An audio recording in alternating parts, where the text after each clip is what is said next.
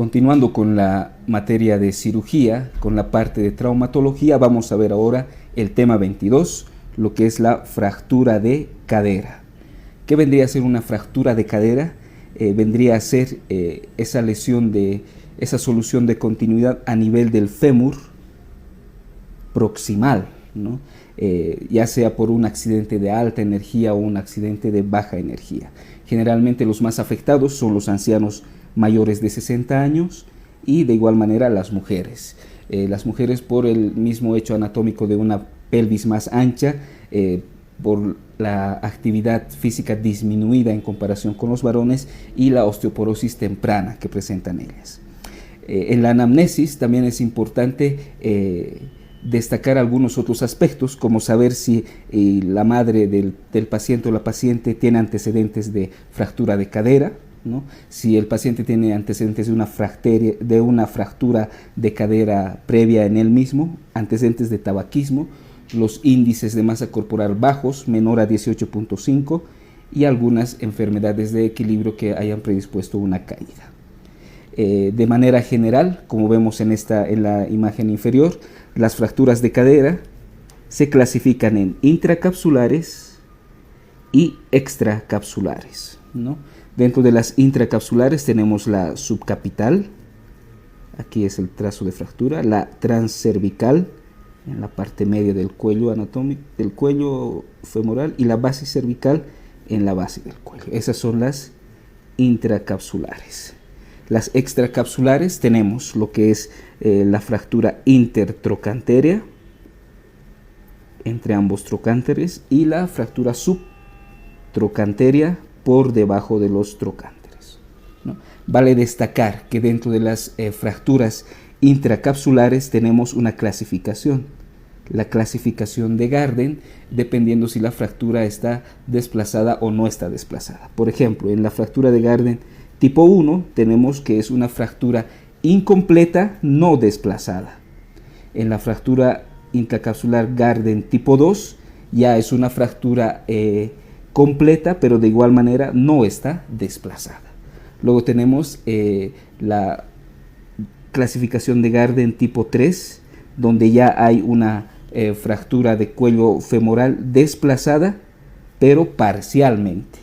Y en la Garden tipo 4 tenemos una fractura desplazada, pero ya un desplazamiento total, ¿no? Entonces, esos son las dos clasificaciones que se tienen que saber bien, de manera general, en intracapsulares y extracapsulares, ¿no? ¿Cuáles son las intracapsulares? Subcapital, transcervical, basicervical, y las extracapsulares, intertrocanteras y subtrocanteras. Y dentro de las intracapsulares, por su desplazamiento, tenemos los 4 tipos de fractura de la clasificación de Garden. El cuadro clínico generalmente va a ser un dolor a nivel de un dolor localizado a nivel de la cadera.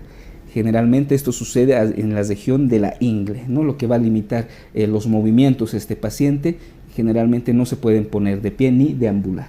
Y esto va a estar relacionado con una posición impúdica cuando hay este tipo de fracturas, especialmente las fracturas a nivel del cuello femoral intracapsular. Como podemos ver en la imagen, el paciente se encuentra recostado sobre la camilla con la extremidad afectada, que se encuentra más corta, está en una rotación externa, es decir, abierta, ¿no? Y en abducción, ¿no?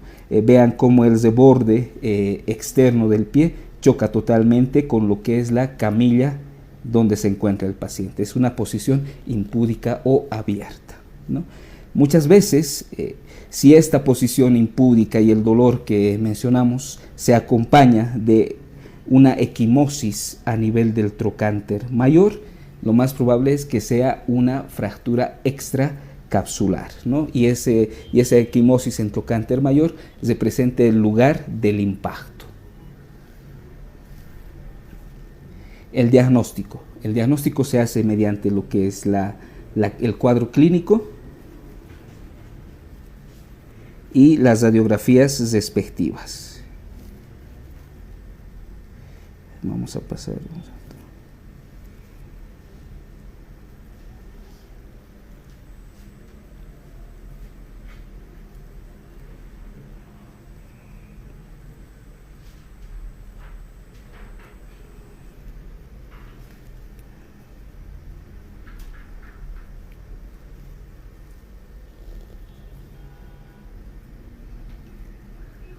Ya.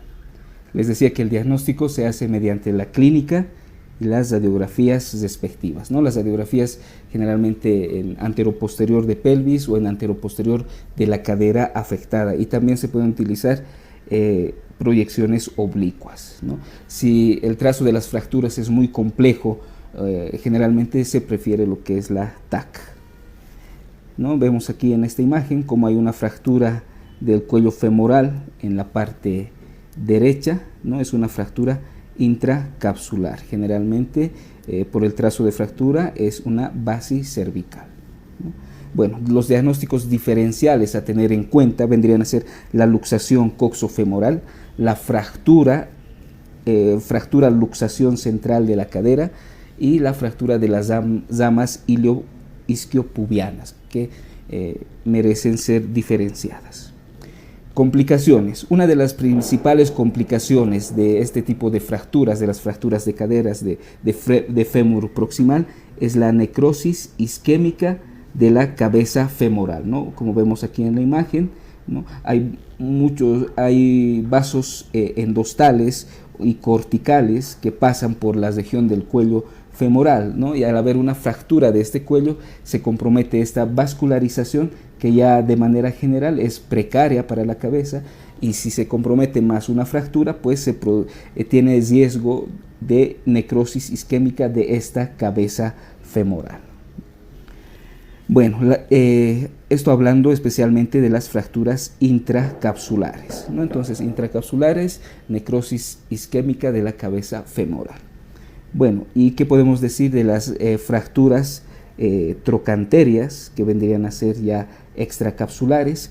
Vale decir que ahí, como hay varias inserciones, ¿no?, de los tendones musculares, un aumento de la vascularización de la metáfisis, por ejemplo, este tipo de fracturas trocanterias son más susceptibles a la conminución, ¿no? Es decir, a fracturas que dejan pequeños fragmentos. Por lo tanto, si se realiza una osteosíntesis en ese lugar, tiende generalmente a la inestabilidad, ¿no? Y por esto se puede llegar a una consolidación viciosa. Entonces, las fracturas alrededor de los trocánteres pueden llegar a una consolidación viciosa. ¿Qué podemos decir de las fracturas intertrocanterias? Intertrocanterias que sangran mucho, ¿no? Unas hemorragias masivas que pueden poner en peligro la hemodinamia del paciente y su vida.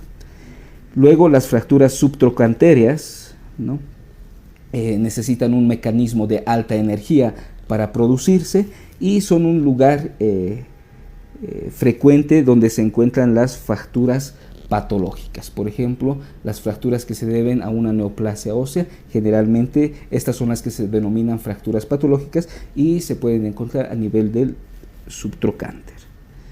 El tratamiento. Vale destacar, ¿no?, que toda fractura de cadera generalmente es quirúrgica, ¿no? Toda fractura de cadera, la inmensa mayoría va a necesitar de cirugía. Claro, hay que ver algunos datos como la edad del paciente, la localización de la fractura y el desplazamiento de los segmentos afectados, ¿no?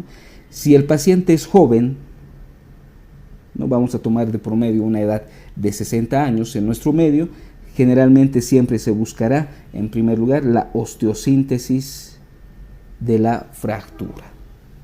¿Cuáles vendrían a ser las complicaciones más frecuentes después de una cirugía de cadera? Lo que es la septicemia y el tromboembolismo pulmonar. Son las dos principales causas de muerte, ¿no?, en aquellos operados de fracturas de cadera. Sepsis y el tromboembolismo pulmonar. Entonces habrá que tomar algunas medidas, por ejemplo, el uso de enoxaparina y vendaje elástico para prevenir lo que es el tromboembolismo pulmonar. La analgesia, también los antibióticos son muy importantes, antibióticos intravenosos hasta que el paciente se vaya de alta, ¿no? Con esto estaríamos evitando especialmente lo que es la septicemia. Luego, la rehabilitación temprana, ¿no?, fisioterapia pulmonar, ejercicios isométricos y estimulación de una deambulación temprana, ¿no? Al ser una articulación móvil, hay que estimular al paciente después de pasado un lapso de tratamiento y rehabilitación, ¿no? Estimular esta deambulación. Tiempo de incapacidad en este tipo de lesiones, especialmente las fracturas pertrocantérias, unos 90 a 120 días, ¿no? Es decir, unos 3 a 4 meses. Bueno, y vemos de manera resumida el tratamiento. Vamos a empezar con las fracturas extracapsulares, ya sean pacientes jóvenes o ancianos, ¿no? Sabemos que existen las intertrocanterias y las subtrocanterias. En ambas, como podemos ver, se realiza lo que es la osteosíntesis, pero de manera preferente en las fracturas intertrocanterias se realiza osteosíntesis con tornillo deslizante de cadera, y en las fracturas subtrocanterias se prefiere el clavo intramedular femoral proximal, o también se llama clavo tipo gamma, ¿no? Entonces, en las extracapsulares, ya sean intertrocanterias o subtrocanterias, la osteosíntesis. Y vamos a ver algo importante que es susceptible a ser preguntado: cómo se tratan las fracturas intracapsulares. Si el paciente es joven, ¿no?, como ya lo dijimos anteriormente, se buscará una osteosíntesis, en este caso con tornillos canulados. Ahora, si el paciente es anciano,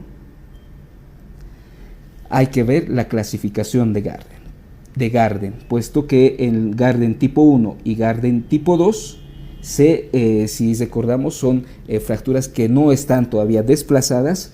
En estos ancianos con Garden tipo 1 o Garden tipo 2 se buscará una osteosíntesis de igual manera con tornillos canulados. Ahora, si el paciente es anciano y tiene una clasificación de Garden tipo 3 o tipo 4, se buscará más que todo una prótesis, ¿no? Las artroplastias, que pueden ser una hemiartroplastia, es decir, solamente la prótesis es de cabeza femoral y se mantiene el acetábulo del paciente, o puede ser una prótesis total o artroplastia total, donde la prótesis es tanto de la cabeza como del acetábulo, ¿no? Entonces, este cuadro es importante, especialmente el tratamiento de las fracturas intracapsulares.